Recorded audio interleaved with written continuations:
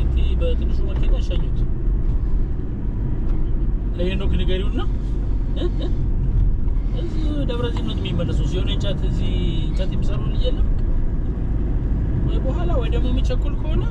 ለሄኖክ ንገሪውና ኤርጀንት ነገር ስለመጣብህ ብለህ በትንሹ መኪና እስከ ቃሊቲ መሄድ ይችላል እና አልበተሸኩል እስከዛ ሸኩኝ ላሰልፍ